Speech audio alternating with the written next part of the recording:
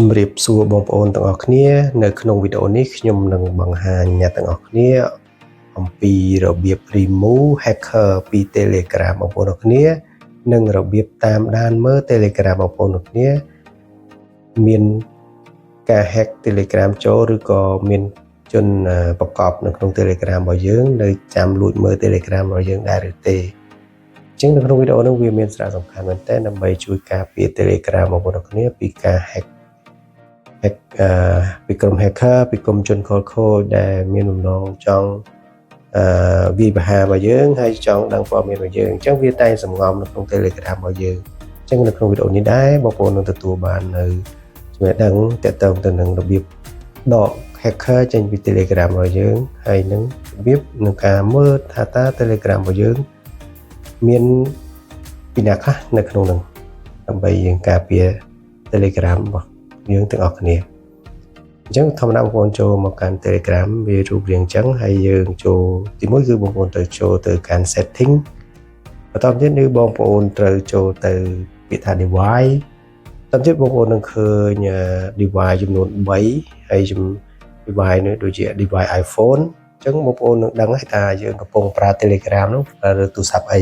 អញ្ចឹងដូចខ្ញុំប្រើ iPhone អញ្ចឹងនេះ iPhone របស់ខ្ញុំហ្នឹងនៅលើហ្នឹងគឺខ្ញុំប្រើ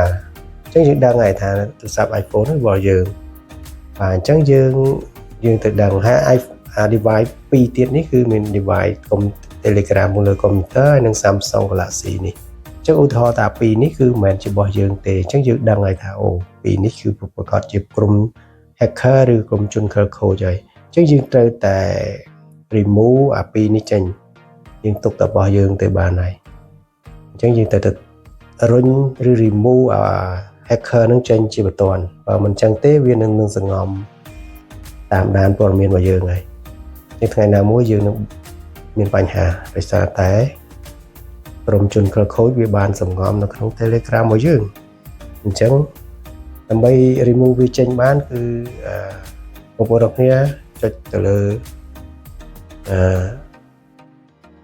មួយណាដែលយើងចង់លុបវាយើងចុចវាលើមកតាមនេះយើងថាយើងចង់ remove Telegram ដែលភ្ជាប់នឹងកុំព្យូទ័រហ្នឹងយើងចុច terminate មក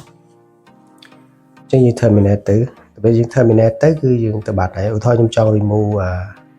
Samsung Galaxy នេះមួយទៀតដូចថាហ្នឹងវាមិនមែនរបស់យើងទេអញ្ចឹងយើងចុចលើវាដើម្បី remove បានអញ្ចឹងណាអញ្ចឹងយើងចុចលើវាមកហើយយើងចុច terminate session យើងចុចនៅ terminate session ហ្នឹងមកយើងចុច terminate session ដើម្បី remove វាចេញបើសិនយើងទុកទៅវាអាចមានបញ្ហាដោយសារតែមិនមែនជារបស់យើងទេអញ្ចឹងចុច terminate session នេះមកអញ្ចឹងឧទាហរណ៍ជាមិនរបស់យើងអញ្ចឹងយើង remove វាចេញអញ្ចឹងណាបាទ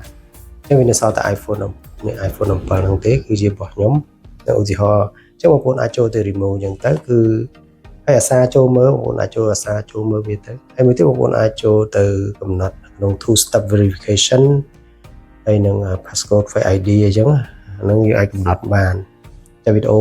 បន្តទៀតខ្ញុំនឹងបង្ហាញបងប្អូនពីរបៀបកំណត់ហ្នឹងវីដេអូហ្នឹងមានតែប៉ុណ្្នឹងទេដែលចង់ឲ្យបងប្អូនទាំងគ្នាអរគុណច្រើនដែលបានទស្សនាវីដេអូមួយនេះហើយបើពេញចិត្តកុំភ្លេចចុច like ហើយ subscribe ម្នាក់មួយផងជួបគ្នានៅវីដេអូថ្មីបន្តទៀតជម្រាបលា